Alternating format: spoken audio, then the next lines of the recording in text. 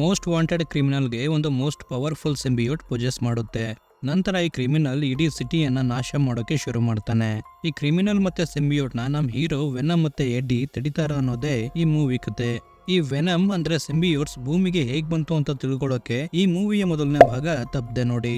Link description ಅಲ್ಲಿದೆ. So ಜಾಸ್ತಿ time waste ಮಾಡದೆ ಈ ಸೈಫೈ ಆಕ್ಷನ್ ಮೂವಿನ ಶುರು ಮಾಡೋಣ.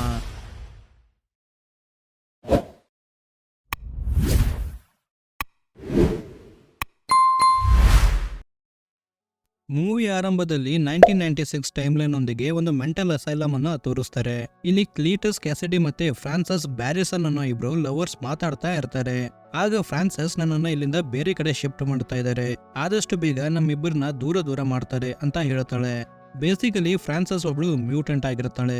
ಅದಕ್ಕೆ ಅವಳನ್ನ ಬೇರೆ ಮ್ಯೂಟೆಂಟ್ ಗಳಿರೋ ಜಾಗಕ್ಕೆ ಕರ್ಕೊಂಡು ಹೋಗ್ತಾರೆ. ಗಾಡಿಯಲ್ಲಿ ಹೋಗ್ತಿರ್ಬೇಕಾದ್ರೆ ಫ್ರಾನ್ಸಿಸ್ ಪೊಲೀಸ್ ಆಫೀಸರ್ಗೆ ನಿಂದ ಯಾವ್ದಾದ್ರು ಕೊನೆ ಆಸೆ ಇದೆ ಅಂತ ಕೇಳ್ತಾಳೆ.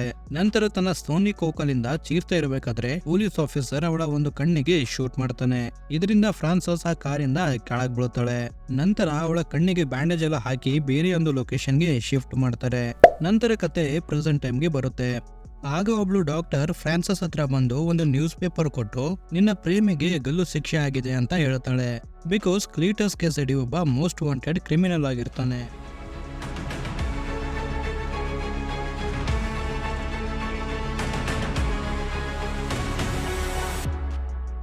ಮುಂದಿನ ಸೀನಲ್ಲಿ ಸ್ಯಾನ್ ಫ್ರಾನ್ಸಿಸ್ಕೋ ಪೊಲೀಸ್ ಸ್ಟೇಷನ್ ಅಲ್ಲಿ ಎಡ್ಡಿ ಬ್ರೋಕ್ ಅಂದ್ರೆ ನಮ್ಮ ಕಥೆಯ ಮೇನ್ ಕ್ಯಾರೆಕ್ಟರ್ ಡಿಟೆಕ್ಟಿವ್ ಮುಲ್ಲಿಗನ್ ಜೊತೆ ಮಾತಾಡ್ತಾ ಇರಬೇಕಾದ್ರೆ ಡಿಟೆಕ್ಟಿವ್ ಕ್ಯಾಸಿಡಿ ನಿನ್ ಜೊತೆ ಮಾತಾಡಬೇಕು ಅಂತ ಹೇಳ್ತಾ ಇದ್ದಾನೆ.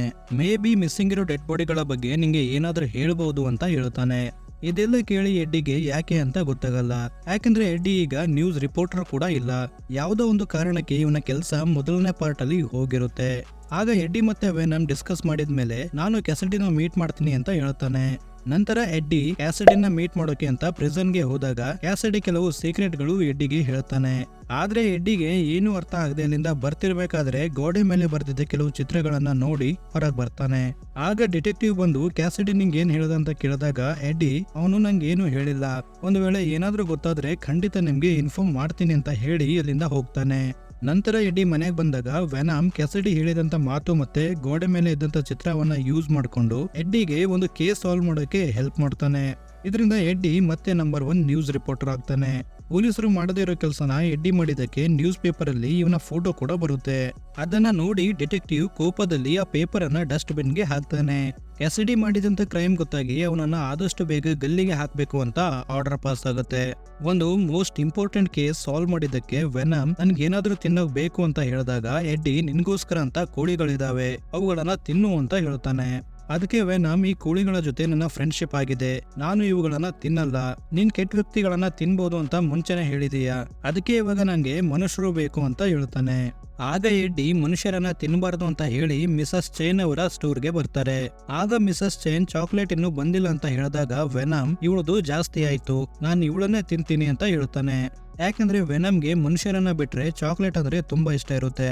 ಅದಕ್ಕೆ ಎಡ್ಡಿ ಏನು ಬೇಡ ಅಂತ ಹೇಳಿ ಒಂದು ಕೋಳಿ ಫಾರ್ಮ್ಗೆ ಹೋಗ್ತಾರೆ. ಕೋಳಿಗಳನ್ನ ತಿನ್ಕೊಂಡು ಬರ್ತಿರ್ಬೇಕಾದ್ರೆ ಒಬ್ಬ ಕಳ್ಳ ಒಂದು ಲೇಡಿ ಪರ್ಸನ್ ಕಿತ್ಕೊಳ್ಳೋಕೆ ಟ್ರೈ ಮಾಡ್ತಾ ಇರ್ತಾನೆ. ಆಗ ವೆನಮ್ ಅಲ್ಲಿಗೆ ಬಂದು ಅವನನ್ನ ತಿಂತೀನಿ ಅಂತ ಹೇಳಿದಾಗ ಎಡ್ಡಿ ತುಂಬಾ ರಿಕ್ವೆಸ್ಟ್ ಮಾಡ್ಕೊಂಡು ಅವನನ್ನ ಬಿಟ್ಬಿಡು ಅಂತ ಹೇಳ್ತಾನೆ. ಎಡ್ಡಿ ಮಾತ್ ಕೇಳಿ ವೆನಮ್ ಕಳ್ಳನನ್ನ ಬಿಸಾಕಿ ಅಲ್ಲಿಂದ ಹೋಗ್ತಿರ್ಬೇಕಾದ್ರೆ ಇವರ ಎಕ್ಸ್ ಲವರ್ ಆನ್ ಕಾಲ್ ಮಾಡ್ತಾಳೆ. ಇಬ್ರು ಫೋನಲ್ಲಿ ಮಾತಾಡ್ತಾ ಇರ್ಬೇಕಾದ್ರೆ ಆನ್ ಎಡ್ಡಿಗೆ ಮೀಟ್ ಆಗ್ಬೇಕು, ಸಿಗ್ತೀಯಾ ಅಂತ ಕೇಳಿದಾಗ ಸರಿ ಅಂತ ಹೇಳಿ ಆನ್ಗೆ ಮೀಟ್ ಆಗೋಕ್ ಹೋಗ್ತಾನೆ. ಇಬ್ರು ಒಂದು ರೆಸ್ಟೋರೆಂಟ್ ಅಲ್ಲಿ ಮೀಟ್ ಆಗಿ ಮಾತಾಡ್ತಾ ಕೂತಿರ್ಬೇಕಾದ್ರೆ ಆನ್ ಡ್ಯಾನ್ ಜೊತೆ ನನ್ನ ಎಂಗೇಜ್ಮೆಂಟ್ ಆಯ್ತು ಅಂತ ಕೈಯನ್ನ ತೋರಿಸ್ತಾಳೆ. ಇದನ್ನ ನೋಡಿ ಎಡ್ಡಿಗೆ ಅಳೋ ತರ ಮುಖ ಮಾಡುವಂತ ವೆನಮ್ ಹೇಳಿದಾಗ ಎಡ್ಡಿ ಕೂಡ ಹಾಗೆ ಮಾಡ್ತಾನೆ.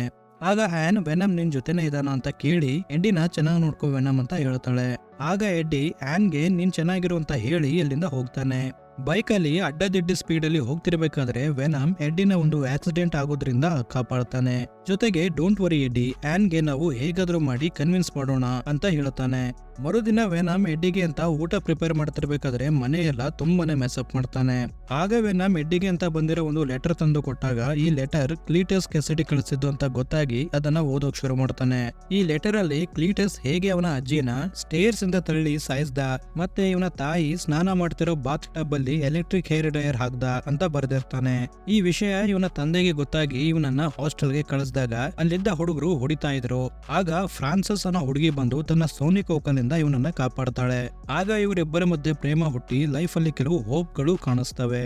ಆದ್ರೆ ಎಡ್ಡಿ ಮಾಡದಂತ ರಿಸರ್ಚ್ ಇಂದ ಕ್ಯಾಸಿಡಿನ ಆದಷ್ಟು ಬೇಗ ಗಲ್ಲಿಗೆ ಹಾಕ್ಬೇಕು ಅಂತ ಆರ್ಡರ್ ಪಾಸ್ ಆಗಿರೋದ್ರಿಂದ ಕ್ಯಾಸಿಡಿ ಎಡ್ಡಿನ ಕೊನೆ ಸರಿ ಮೀಟ್ ಆಗ್ಬೇಕು ಅಂತ ಬರೆದಿರ್ತಾನೆ.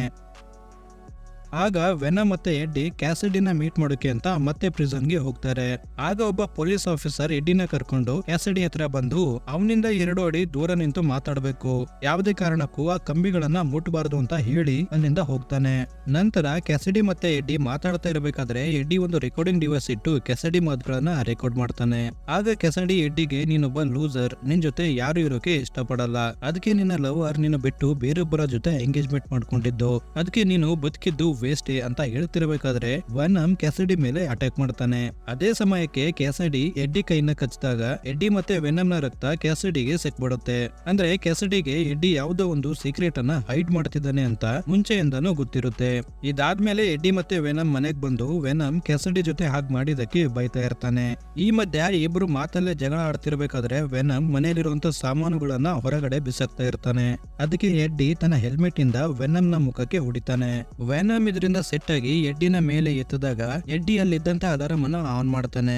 ಆಗ ವೆನಮ್ ಎಡ್ಡಿ ದೇಹ ಬಿಟ್ಟು ಹೊರಗಡೆ ಇದ್ದಂತ ಒಬ್ಬ ಕ್ಲೀನರ್ ನ ದೇಹದೊಳಗೆ ಹೋಗ್ತಾನೆ. ಯಾಕೆಂದ್ರೆ ಈ ಸಿಂಬಿಯೋಟ್ ಗೆ ಬೆಂಕಿ ಮತ್ತೆ ಸೌಂಡ್ ಅಂದ್ರೆ ಆಗ್ಬರಲ್ಲ. ಈ ಸಿಂಬಿಯೋಟ್ ಗಳನ್ನ ಮಟ್ಟ ಹಾಕೋಕೆ ಬೆಂಕಿ ಮತ್ತೆ ಸೌಂಡ್ ಇಂದ ಮಾತ್ರ ಸಾಧ್ಯ. ನಂತರ ಹೊರಗಡೆ ಇದ್ದಂತ ಎಡ್ಡಿ ಬೈಕ್ ಅನ್ನ ಪುಡಿ ಮಾಡ್ತಾನೆ. ಇದಾದ್ಮೇಲೆ ವೆನಮ್ ಮತ್ತೆ ಒಂದು ಲೇಡಿ ದೇಹದೊಳಗೆ ಹೋಗ್ತಾನೆ. ಹೀಗೆ ವೆನಮ್ ದೇಹಗಳನ್ನ ಚೇಂಜ್ ಮಾಡ್ತಾ ಅಂದ್ರೆ ಹೋಸ್ಟ್ ಗಳನ್ನ ಚೇಂಜ್ ಮಾಡ್ತಾ ಒಂದು ಪಾರ್ಟಿಯಲ್ಲಿ ಹೋಗ್ತಾನೆ. ಅಲ್ಲಿನ ಎಲ್ಲಾ ಜನರು ಕೂಡ ಬೇರೆ ಬೇರೆ ಫ್ಯಾನ್ಸಿ ಕಾಸ್ಟ್ಯೂಮ್ ಗಳನ್ನ ಹಾಕೊಂಡಿರ್ತಾರೆ. ಅದಕ್ಕೆ ವೆನಮ್ ನ ನೋಡಿ ಇದು ಒಂದು ಕಾಸ್ಟ್ಯೂಮ್ ಇರಬಹುದು ಅಂತ ತಿಳ್ಕೊತಾರೆ. ಆದ್ರೆ ವೆನಮ್ ಗೆ ಯಾವ ಹೋಸ್ಟ್ ಕೂಡ ಕಂಪ್ಯಾಟಿಬಲ್ ಆಗ್ತಾ ಇರಲಿಲ್ಲ. ಇದು ವೆನಮ್ ಗೆ ಗೊತ್ತಾಗಿ ಎಡ್ಡಿನ ನೆನ್ಪು ಮಾಡ್ಕೊಂಡು ಒಂದ್ ಕಡೆ ದುಃಖದಲ್ಲಿ ಕೂತ್ಕೋತಾನೆ. ಈ ಕಡೆ ಪ್ರಿಸನ್ ಅಲ್ಲಿ ಕ್ಯಾಸಿಡಿನ ಎಕ್ಸಿಕ್ಯೂಟ್ ಮಾಡ್ತಿರ್ಬೇಕಾದ್ರೆ ವೆನಮ್ ನ ರಕ್ತದಿಂದ ಹುಟ್ಟಿದಂತ ಒಂದು ಸಿಂಬಿಯೋಟ್ ಕ್ಯಾಸಿಡಿ ದೇಹದಿಂದ ಹೊರ ಬಂದು ಅಲ್ಲಿದ್ದಂತ ಎಲ್ಲಾ ಜನರನ್ನ ಸಾಯಿಸೋಕ್ ಶುರು ಮಾಡುತ್ತೆ. ಈ ಸಿಂಬಿಯೋಟ್ ನ ಹೆಸರು ಕಾರ್ನೇಜ್ ಅಂತ. ಕಾರ್ನೇಜ್ ಕ್ಯಾಸಿಡಿನ ತನ್ನ ಹೋಸ್ಟ್ ಆಗಿ ಮಾಡ್ಕೊಂಡಿರುತ್ತೆ. ನಂತರ ಕಾರ್ನೇಜ್ ಪ್ರಿಸನ್ ಅಲ್ಲಿದ್ದಂತ ಪೊಲೀಸರನ್ನ ಸಾಯಿಸ್ತಾ ಅಲ್ಲಿದ್ದಂತ ಕೈದಿಗಳ ಸೆಲ್ ಗಳನ್ನ ಓಪನ್ ಮಾಡ್ತಾ ಆ ಬಿಲ್ಡಿಂಗ್ ಇಂದ ಹೊರ ಬರುತ್ತೆ. ಹೊರಗಡೆ ಬಂದು ಒಬ್ಬ ವ್ಯಕ್ತಿಯನ್ನ ಸಾಯಿಸಿ ಅವನ ಬಟ್ಟೆಗಳನ್ನ ಹಾಕೊಂಡು ರಸ್ತೆ ಪಕ್ಕ ಇದ್ದಂತ ಒಂದು ಕಾರನ್ನ ತಕೊಂಡು ಹೋಗ್ತಾರೆ. ಎಡ್ಡಿ ತರ ಕ್ಯಾಸಿಡಿ ಕೂಡ ಕಾರ್ನೇಜ್ ಜೊತೆ ಮಾತಾಡ್ತಾ ಇರ್ತಾನೆ. ಆಗ ಕಾರ್ನೇಜ್ ನನ್ನ ಹುಟ್ಟಿಸಿರೋರ್ನ ಸಾಯಿಸಿದ್ರೆ ಈ ಭೂಮಿ ಮೇಲೆ ನಮ್ಮನ್ನ ಯಾರು ಏನು ಮಾಡಕ್ಕಾಗಲ್ಲ ಅಂತ ಹೇಳಿದಾಗ ಕ್ಯಾಸಿಡಿ ಅವ್ರು ಎಲ್ಲಿರ್ತಾರೆ ಅಂತ ನಂಗೆ ಗೊತ್ತು, ಆದ್ರೆ ಅದಕ್ಕಿಂತ ಮುಂಚೆ ಫ್ರಾನ್ಸಿಸ್ ನ ಹುಡುಕೋಕೆ ನಂಗೆ ಸಹಾಯ ಮಾಡು ಅಂತ ಹೇಳಿ ಇಬ್ರು ಡೀಲ್ ಮಾಡ್ಕೋತಾರೆ. ಈ ಕಡೆ ಎಡ್ಡಿ ಮನೆಯಲ್ಲಾದಂತ ಎಲ್ಲಾ ಮೆಸ್ಸಪ್ ಅನ್ನ ಕ್ಲೀನ್ ಮಾಡಿ ಆ 2 ಕೋಳಿಗಳನ್ನ ಹೊರಗಡೆ ತಂದು ಬಿಡ್ತಾನೆ. ನಂತರ ಮನೆಗೆ ಬಂದು ಟಿವಿ ನೋಡ್ತಿರ್ಬೇಕಾದ್ರೆ ಕ್ಯಾಸಿಡಿ ಪ್ರಿಸನ್ ಇಂದ ಎಸ್ಕೇಪ್ ಆದಂತ ವಿಷಯ ಗೊತ್ತಾಗುತ್ತೆ. ಅದೇ ಸಮಯಕ್ಕೆ ಡಿಟೆಕ್ಟಿವ್ ಮುಲಿಗನ್ ಬಂದು ನೀನು ಕ್ಯಾಸಿಡಿನ ಮೀಟ್ ಮಾಡಿದ್ಮೇಲೆನೆ ಅವನು ಪ್ರಿಸನ್ ಇಂದ ತಪ್ಪಿಸ್ಕೊಂಡು ಹೋದ, ಅದಕ್ಕೆ ನಿಮ್ಮಿಬ್ರಿಗೂ ಏನ್ ಲಿಂಕ್ ಇದೆ ಅಂತ ನಿಜ ಹೇಳು ಅಂತ ಕೇಳಿದಾಗ ಎಡ್ಡಿ ನಮ್ಮಿಬ್ರಿಗೂ ಯಾವುದೇ ರೀತಿ ಸಂಬಂಧ ಇಲ್ಲ, ಏನಾದ್ರೂ ಕೂಡ ನನ್ನ ತಲೆ ಮೇಲೆನೆ ಬರ್ತಾ ಇದೆ, ನಾನ್ ಏನ್ ಮಾಡ್ಲಿ ಅಂತ ಹೇಳ್ತಾನೆ. ಆಗ ಡಿಟೆಕ್ಟಿವ್ ನೀನ್ ಮಾಡದಂತ ರಿಸರ್ಚ್ ಇಂದಾನೆ ಕ್ಯಾಸಿಡಿಗೆ ಡೆತ್ ಸೆಂಟೆನ್ಸ್ ಆರ್ಡರ್ ಆಗಿದ್ದು, ಖಂಡಿತ ಅವನು ನಿನ್ನ ಸಾಯಿಸೋಕೆ ಅಂತ ಬಂದೇ ಬರ್ತಾನೆ. ಅವನು ನಿನ್ನ ಸಾಯಿಸೋ ಮುಂಚೆ ಅವನು ಎಲ್ಲಿದ್ದಾನೆ ಅಂತ ಕಂಡಿಡಿ ಅಂತ ಹೇಳಿ ಅಲ್ಲಿಂದ ಹೋಗ್ತಾನೆ. ಆಗ ಎಡ್ಡಿ ವೆನಮ್ ಮಾಡಿದಂತ ರಿಸರ್ಚ್ ಪೇಪರ್ ಗಳನ್ನ ನೋಡ್ತಿರ್ಬೇಕಾದ್ರೆ ಒಂದು ಸುಳಿವು ಸಿಕ್ಬಿಡುತ್ತೆ.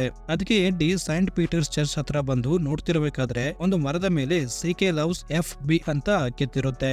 ಅದನ್ನ ನೋಡಿ ಡಿಟೆಕ್ಟಿವ್ ಗೆ ಕಾಲ್ ಮಾಡಿ ಹೇಳಿದಾಗ FB ಅಂದ್ರೆ ಫ್ರಾನ್ಸಿಸ್ ಬ್ಯಾರಿಸನ್ ಅಂತ, ಆದ್ರೆ ಕೆಲವು ವರ್ಷಗಳ ಹಿಂದೆ ನಾನೇ ಅವಳನ್ನ ಶೂಟ್ ಮಾಡಿ ಸಾಯಿಸಿದ್ದೆ ಅಂತ ಹೇಳ್ತಾನೆ. ಈ ಮಧ್ಯ ಡಿಟೆಕ್ಟಿವ್ ಗೆ ಆ ಫ್ಲಾಶ್ ಬ್ಯಾಕ್ ಕೂಡ ನೆನಪಾಗುತ್ತೆ. ಈ ಕಡೆ ಕ್ಯಾಸಿಡಿ ಮತ್ತೆ ಕಾರ್ನೇಜ್ ಒಂದು ಸ್ಟೋರ್ ಗೆ ಬಂದು ಅಲ್ಲಿದ್ದಂತ ಒಂದು ಲ್ಯಾಪ್ಟಾಪ್ ಅಲ್ಲಿ ಫ್ರಾನ್ಸಿಸ್ ಬ್ಯಾರಿಸನ್ ಇದ್ದಂತ ಹಾಸ್ಪಿಟಲ್ ನ ಅಡ್ರೆಸ್ ತಗೊಂಡು ಅಲ್ಲಿಗೆ ಬರ್ತಾರೆ. ಅಲ್ಲಿನ ಡಾಕ್ಟರ್ ಮತ್ತೆ ಸೆಕ್ಯೂರಿಟಿ ಗಾರ್ಡ್ ಗಳನ್ನ ಸಾಯಿಸಿ ಫ್ರಾನ್ಸಿಸ್ ನ ಕರ್ಕೊಂಡು ಹೋಗ್ತಾನೆ. ಆದ್ರೆ ದಾರಿಯಲ್ಲಿ ಇವರನ್ನ ತಡೆಯೋಕೆ ಅಂತ ಕೆಲವು ಪೊಲೀಸ್ ವೆಹಿಕಲ್ ಮತ್ತೆ ಹೆಲಿಕಾಪ್ಟರ್ ಗಳು ಬರ್ತವೆ. ಆದ್ರೂ ಕಾರ್ನೇಜ್ ಅವುಗಳನ್ನ ಬಿಡದೆ ಎಲ್ಲಾ ವೆಹಿಕಲ್ ಮತ್ತೆ ಹೆಲಿಕಾಪ್ಟರ್ ಗಳನ್ನ ಡೆಸ್ಟ್ರಾಯ್ ಮಾಡುತ್ತೆ. ನಂತರ ಇವರಿಬ್ರು ಮುಂಚೆ ಇದ್ದಂತ ಮೆಂಟಲ್ ಅಸೈಲಮ್ ಗೆ ಬಂದು ಅದನ್ನ ಬೆಂಕಿ ಹಚ್ಚಿ ಸುಟ್ಟಾಕ್ತಾರೆ. ಇದಾದ್ಮೇಲೆ ಮದುವೆ ಆಗ್ಬೇಕು ಅಂತ ಒಂದು ಚರ್ಚ್ ಗೆ ಹೋಗ್ತಿರ್ಬೇಕಾದ್ರೆ ಈ 3 ಜನ ಅವರವರ ಶತ್ರುಗಳ ಹೆಸರನ್ನ ಹೇಳಿ ಮದುವೆ ಮುಂಚೆ ರಿವೆನ್ಸ್ ತಗೊಳ್ಳೇಬೇಕು ಅಂತ ಹೇಳ್ತಾರೆ. ಅಂದ್ರೆ ಇಲ್ಲಿ ಕಾರ್ನೇಜ್ ನ ಎನಿಮಿ ವೆನಮ್ ಆಗಿರ್ತಾನೆ. ಆಗಿರ್ತಾನೆ. ಕ್ಯಾಸಿಡಿನ ಎನಮಿ ಎಡ್ಡಿ ಆದ್ರೆ ಫ್ರಾನ್ಸಿಸ್ ನ ಎನಮಿ ಡಿಟೆಕ್ಟಿವ್ ಮುಲ್ಲಿಗನ್ ಆಗಿರ್ತಾನೆ. ಫ್ರಾನ್ಸಿಸ್ ಇದ್ದಂತ ಹಾಸ್ಪಿಟಲ್ಗೆ ಪೊಲೀಸರು ಬಂದು ನೋಡಿದಾಗ ಇಡೀ ಆಸ್ಪತ್ರೆನೇ ಡೆಸ್ಟ್ರಾಯ್ ಆಗಿರುತ್ತೆ. ಅದಕ್ಕೆ ಡಿಟೆಕ್ಟಿವ್ ಮುಲ್ಲಿಗನ್ ಎಡ್ಡಿನ ತಂದು ಕಸ್ಟಡಿಯಲ್ಲಿ ಕೂಡಾಕ್ತಾನೆ. ಆಗ ಕೆಲವು ಕ್ರೈಮ್ ಇವೆಂಟ್ ಗಳು ಆಗಿರೋ ಫೋಟೋಗಳನ್ನ ತೋರಿಸಿ, ಈ ಎಲ್ಲಾ ಇವೆಂಟ್ ಗಳ ಟೈಮ್ ಅಲ್ಲಿ ನೀನು ಅಕ್ಕಪಕ್ಕನೇ ಇದ್ದಿ, ಕ್ಲೀಟಸ್ ಇಡೀ ಸಿಟಿಯನ್ನೇ ನಾಶ ಮಾಡ್ತಿದ್ದಾನೆ, ಅವ್ನು ಎಲ್ಲಿ ಹೋಗ್ತಾನೋ ಅಲ್ಲಿ ಜನಗಳಿಗೆ ಮಾನ್ಸ್ಟರ್ ಕಾಣಿಸ್ತಾ ಇದೆ, ಇವಾಗಾದ್ರೂ ನಿಜ ಏನು ಅಂತ ಹೇಳು ಅಂತ ಕೇಳಿದಾಗ ಎಡ್ಡಿ ನಾನೊಂದು ಫೋನ್ ಕಾಲ್ ಮಾಡ್ಬೇಕು, ಅದಕ್ಕಿಂತ ಮುಂಚೆ ನಾನೇನು ಹೇಳಲ್ಲ ಅಂತ ಹೇಳ್ತಾನೆ. ಆಗ ಆನ್ ಬಂದು ಎಡ್ಡಿ ಜೊತೆ ಮಾತಾಡ್ತಿರ್ಬೇಕಾದ್ರೆ ಕ್ಲೀಟಸ್ ನ ದೇಹದಲ್ಲಿ ಆ ಸಿಂಬಿಯೋಟ್ ಹೇಗ್ ಬಂತು ಅಂತ ಒಂದು ಫ್ಲಾಶ್ ಬ್ಯಾಕ್ ಹೇಳ್ತಾನೆ. ಆಗ ಆನ್ ವೆನಮ್ ಜೊತೆ ಮಾತಾಡ್ತಿರ್ಬೇಕಾದ್ರೆ ಎಡ್ಡಿ ವೆನಮ್ ನನ್ ಜೊತೆ ಇಲ್ಲ, ಜಾಸ್ತಿ ಹೊತ್ತು ಊಟ ಮಾಡದೇ ಇದ್ರೆ ವೆನಮ್ಗೆ ಇರೋಕ್ ಆಗಲ್ಲ, ದಯವಿಟ್ಟು ವೆನಮ್ ನ ಹುಡ್ಕೊಂಡ್ ಬಾ ಅಂತ ಹೇಳ್ತಾನೆ. ಈ ಕಡೆ ಮಿಸಸ್ ಚೇನ್ ಅವರ ಸ್ಟೋರ್ಗೆ ಒಬ್ಬ ವ್ಯಕ್ತಿ ಹಸಿವು ಅಂತ ಹೇಳ್ತಾ ಬಂದ್ಬಿಡುತ್ತಾನೆ. ನೋಡಿದ್ರೆ ಇವನ ದೇಹದಲ್ಲಿ ವೆನಮ್ ಸಿಂಬಿಯೋಟ್ ಇರ್ತಾನೆ. ವೆನಮ್ ತುಂಬಾನೇ ವೀಕ್ ಆಗಿರೋದ್ರಿಂದ ಮಿಸಸ್ ಚೇನ್ ಅದನ್ನ ತನ್ನ ದೇಹದೊಳಗೆ ಬರಲಿ ಅಂತ ಅವಕಾಶ ಮಾಡ್ಕೊಡ್ತಾಳೆ. ಆಗ ಆನ್ ಮತ್ತೆ ಡ್ಯಾನ್ ವೆನಮ್ ನ ಹುಡ್ಕೊಂಡು ಮಿಸಸ್ ಚೇನ್ ಅವರ ಸ್ಟೋರ್ಗೆ ಬರ್ತಾರೆ. ಯಾಕಂದ್ರೆ ವೆನಮ್ಗೆ ಚಾಕ್ಲೇಟ್ ಇಷ್ಟ ಇರೋದ್ರಿಂದ ಇಲ್ಲಿಗೆ ಏನಾದ್ರೂ ಬಂದಿರಬಹುದು ಅಂತ ಮಿಸಸ್ ಚೇನ್ ಗೆ ಕೇಳ್ತಾರೆ. ಆಗ ಮಿಸಸ್ ಚೇನ್ ಮಾತಾಡೋ ರೀತಿ ನೋಡಿ ವೆನಮ್ ಇವಳ ದೇಹದಲ್ಲೇ ಇದ್ದಾನೆ ಅಂತ ಗೊತ್ತಾಗಿ ಹೊರಗ್ ಬರೋ ಕೇಳ್ತಾಳೆ. ಎಡ್ಡಿಗೆ ನಿನ್ನ ಅವಶ್ಯಕತೆ ತುಂಬಾನೇ ಇದೆ, ನೀನ್ ಇಲ್ಲ ಅಂದ್ರೆ ಕ್ಯಾಸಿಡಿ ಎಡ್ಡಿನ ಸಾಯಿಸ್ಬಿಡ್ತಾನೆ, ದಯವಿಟ್ಟು ಎಡ್ಡಿಗೆ ಸಹಾಯ ಮಾಡು ಅಂತ ಹೇಳಿದಾಗ ಅವನು ನನಗೆ ಕೆಲ್ಸಕ್ ಬಾರದೇ ಇರೋನು ಅಂತ ಬೈದಿದ್ದಾನೆ, ನಾನೇ ಅವನಿಗೆ ಹೆಲ್ಪ್ ಮಾಡ್ಲಿ ಅಂತ ಹೇಳ್ತಾನೆ. ಆಗ ಆನ್ ವೆನಮ್ ಜೊತೆ ಫ್ಲರ್ಟ್ ಮಾಡಿ ಎಡ್ಡಿ ನೀನಿಲ್ಲ ಅಂದ್ರೆ ಬದುಕಲ್ಲ, ನೀನೇ ನನ್ನ ನಿಜವಾದ ಹೀರೋ ಅಂತ ಹೇಳಿ ವೆನಮ್ ನ ಒಪ್ಪಿಸ್ತಾಳೆ. ನಂತರ ವೆನಮ್ ಮತ್ತೆ ಆನ್ ಎಡ್ಡಿ ಹತ್ರ ಬಂದು ಅವನನ್ನ ಅಲ್ಲಿಂದ ಕರ್ಕೊಂಡು ಹೋಗ್ತಾರೆ. ಇದು ನೋಡಿ ಡಿಟೆಕ್ಟಿವ್ ಗೆ ತುಂಬಾನೇ ಕೋಪ ಬರುತ್ತೆ. ಈ ಕಡೆ ವೆನಮ್ ಎಡ್ಡಿ ಮೇಲೆ ಕೋಪ ಮಾಡ್ಕೊಂಡಿರ್ತಾನೆ. ಅದಕ್ಕೆ ಆನ್ ದೇಹ ಬಿಟ್ಟು ಎಡ್ಡಿ ದೇಹದೊಳಗೆ ಬರಲ್ಲ ಅಂತ ಹೇಳ್ತಿರ್ಬೇಕಾದ್ರೆ ಎಲ್ಲ ನಂದೇ ತಪ್ಪು, ದಯವಿಟ್ಟು ನನ್ನ ಕ್ಷಮಿಸು, ಇವಾಗ ನಾವು ಹೋಗಿಲ್ಲ ಅಂದ್ರೆ ಕ್ಲೀಟಸ್ ಇಡೀ ಸಿಟಿಯನ್ನೇ ನಾಶ ಮಾಡ್ತಾನೆ ಅಂತ ಹೇಳ್ತಾನೆ. ಆಗ ವೆನಮ್ ಎಡ್ಡಿನ ಕ್ಷಮಿಸಿ ಮತ್ತೆ ಎಡ್ಡಿ ದೇಹದೊಳಗೆ ಬರ್ತಾನೆ. ಡಿಟೆಕ್ಟಿವ್ ಮುಲ್ಲಿಗನ್ ಎಡ್ಡಿನ ಹುಡ್ಕೊಂಡು ಅವನ್ ಮನೆಗೆ ಹೋಗ್ತಿರ್ಬೇಕಾದ್ರೆ ದಾರಿಯಲ್ಲಿ ಕ್ಲೀಟಸ್ ನ ನೋಡಿ ಅವನನ್ನ ಮತ್ತೆ ಅರೆಸ್ಟ್ ಮಾಡೋಕೆ ನೋಡ್ತಾನೆ. ಆದ್ರೆ ಕಾರ್ನೇಜ್ ಹೊರ ಬಂದು ಡಿಟೆಕ್ಟಿವ್ ನ ತಗೊಂಡು ಹೋಗ್ತಾರೆ. ಈ ಕಡೆ ಫ್ರಾನ್ಸಿಸ್ ಎಡ್ಡಿ ಮನೆಗೆ ಬಂದು ನೋಡ್ತಿರ್ಬೇಕಾದ್ರೆ ಎಡ್ಡಿ ಮನೆಯಲ್ಲಿ ಇರೋದಿಲ್ಲ. ಆಗ ಆನ್ ನ ಒಂದು ಫೋಟೋ ನೋಡಿ ಇವಳನ್ನ ತಗೊಂಡು ಹೋದ್ರೆ ಎಡ್ಡಿ ತಾನಾಗೆ ಬರ್ತಾನೆ ಅಂತ ಆನ್ ಹತ್ರ ಬಂದು ಅವಳನ್ನ ತಗೊಂಡು ಹೋಗ್ತಾಳೆ. ಜೊತೆಗೆ ಒಂದು ಚರ್ಚ್ ನ ಅಡ್ರೆಸ್ ಇರೋ ಒಂದು ಚೀಟಿ ಡ್ಯಾನ್ ಗೆ ಕೊಟ್ಟು ಎಡ್ಡಿನ ಇಲ್ಲಿಗೆ ಬರೋಕ್ ಹೇಳು ಅಂತ ಹೇಳಿ ಅಲ್ಲಿಂದ ಹೋಗ್ತಾಳೆ. ಆಗ ಡ್ಯಾನ್ ಎಡ್ಡಿಗೆ ಕಾಲ್ ಮಾಡಿ ಈ ವಿಷಯ ಎಲ್ಲ ಹೇಳ್ತಾನೆ. ಈ ಕಡೆ ಕ್ಲೀಟಸ್ ಮತ್ತೆ ಫ್ರಾನ್ಸಿಸ್ ಮದುವೆ ಆಗೋಕೆ ಅಂತ ಒಂದು ಚರ್ಚ್ ಅಲ್ಲಿ ಕೂಡಿರ್ತಾರೆ. ಜೊತೆಗೆ ಡಿಟೆಕ್ಟಿವ್ ಮತ್ತೆ ಆನ್ ಕೂಡ ಇಲ್ಲೇ ತಂದಿರ್ತಾರೆ. ವೆನಮ್ ಇಲ್ಲಿಗೆ ಬಂದಾಗ ಕಾರ್ನೇಜ್ ಕೂಡ ತನ್ನ ಫಾರ್ಮ್ ಗೆ ಬರುತ್ತೆ.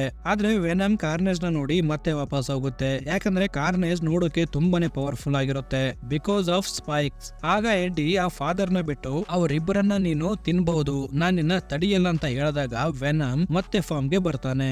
ಆಗ ಫ್ರಾನ್ಸಿಸ್ ಇರುತ್ತಾ ಇರ್ಬೇಕಾದ್ರೆ ಕಾರ್ನೇಜ್ ಅವಳಿಗೆ ಹೊಡೆದು ನಿಂದು ಜಾಸ್ತಿ ಆಯ್ತು ಅಂತ ಹೇಳುತ್ತೆ. ಯಾಕಂದ್ರೆ ಈ ಸಿಂಬಿಯೋಟ್ ಗೆ ಬೆಂಕಿ ಮತ್ತೆ ಶಬ್ದ ಅಂದ್ರೆ ಆಗ್ ಬರಲ್ಲ. ನಂತರ ವೆನಮ್ ಮತ್ತೆ ಕಾರ್ನೇಜ್ ಮಧ್ಯೆ ಒಂದು ಫೈಟ್ ಶುರು ಆಗುತ್ತೆ. ಈ ಫೈಟ್ ಅಲ್ಲಿ ಕಾರ್ನೇಜ್ ವೆನಮ್ ನ ಸೋಲಿಸ್ತಾ ಇರುತ್ತೆ. ಕಾರ್ನೇಜ್ ತನ್ನ ಸ್ಪೈಕ್ಸ್ ಇಂದ ವೆನಮ್ ನ ಒಂದು ಗೋಡೆಯಲ್ಲಿ ನೇತಾಕಿ ಫ್ರಾನ್ಸಿಸ್ ಗೆ ನೀನ್ ಬೇಕಾದ್ರೆ ರಿವೆನ್ಸ್ ತಗೋ, ಆದ್ರೆ ಶಬ್ದ ಮಾಡಬೇಡ ಅಂತ ಹೇಳುತ್ತೆ. ಆಗ ಡಿಟೆಕ್ಟಿವ್ ನಿಂದ ತಪ್ಪಿಸ್ಕೊಂಡು ಒಂದು ಎಲಿವೇಟರ್ ಇಂದ ಮೇಲೆ ಹೋಗ್ತಿರ್ಬೇಕಾದ್ರೆ ಫ್ರಾನ್ಸಿಸ್ ಬಂದು ಅವನ ಒಂದು ಕಣ್ಣನ್ನ ಡ್ಯಾಮೇಜ್ ಮಾಡ್ತಾಳೆ. ಈ ಕಡೆ ವೆನಮ್ ಮತ್ತೆ ಬಂದು ಕಾರ್ನೇಜ್ ಜೊತೆ ಫೈಟ್ ಮಾಡ್ಬೇಕಾದ್ರೆ ಕಾರ್ನೇಜ್ ಆ ಚರ್ಚ್ ಫಾದರ್ ನ ತಿಂದ್ಬಿಡುತ್ತೆ. ಇದೆಲ್ಲ ನೋಡಿ ಡ್ಯಾನ್ ಅಲ್ಲಿಗೆ ಬಂದು ಕಾರ್ನೇಜ್ ಮೇಲೆ ಪೆಟ್ರೋಲ್ ಇಂದ ಬೆಂಕಿ ಹಾಕ್ತಾ ಇರ್ತಾನೆ. ಇದರಿಂದ ಕಾರ್ನೇಜ್ ಡ್ಯಾನ್ ನ ಸಾಯಿಸಬೇಕು ಅಂತ ಬಂದಾಗ ಮತ್ತೆ ವೆನಮ್ ಬಂದು ಕಾರ್ನೇಜ್ ನ ತಡಿತಾನೆ. ಆದ್ರೆ ಅಲ್ಲಿದ್ದಂತ ಒಂದು ದೊಡ್ಡ ಗಂಟೆ ಶಬ್ದ ಮಾಡ್ತಿರ್ಬೇಕಾದ್ರೆ ಈ ಎರಡು ಸಿಂಬಿಯೋಟ್ ಗಳು ತಮ್ಮ ಹೋಸ್ಟ್ ನ ಬಾಡಿ ಒಳಗೆ ಹೋಗ್ತವೆ. ಆಗ ಕ್ಲೀಟಸ್ ಮತ್ತೆ ಎಡ್ಡಿ ಫೈಟ್ ಮಾಡ್ತಿರ್ಬೇಕಾದ್ರೆ ಪದೇ ಪದೇ ಆ ಬೆಲ್ ಇಂದ ಶಬ್ದ ಬರ್ತಿರೋದ್ರಿಂದ ಕಾರ್ನೇಜ್ ಆ ಬೆಲ್ ಅನ್ನ ಕಿತ್ತು ಬಿಸಾಕ್ತಾನೆ.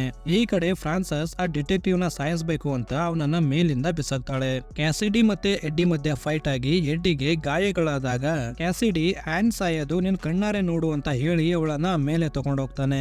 ಆಗ ಎಡ್ಡಿ ಮೇಲೆ ಬಹಳಷ್ಟು ಕಲ್ಲುಗಳು ಬೀಳ್ತವೆ. ಕಾರ್ನೇಜ್ ಮೇಲೆ ಹೋಗ್ತಿದ್ದಂಗೆ ಫ್ರಾನ್ಸಿಸ್ ನ ನೋಡಿ ಇವಳು ಜಾಸ್ತಿನೇ ಬಾಯ್ ಮಾಡ್ತಾನೆ ಅಂತ ಹೇಳಿ ಅವಳನ್ನ ಸಾಯಿಸೋ ಪ್ರಯತ್ನ ಮಾಡ್ತಿರ್ಬೇಕಾದ್ರೆ ಕ್ಯಾಸಿಡಿ ಅವಳನ್ನ ಬಿಟ್ಬಿಡು ಅಂತ ಹೇಳ್ತಾನೆ.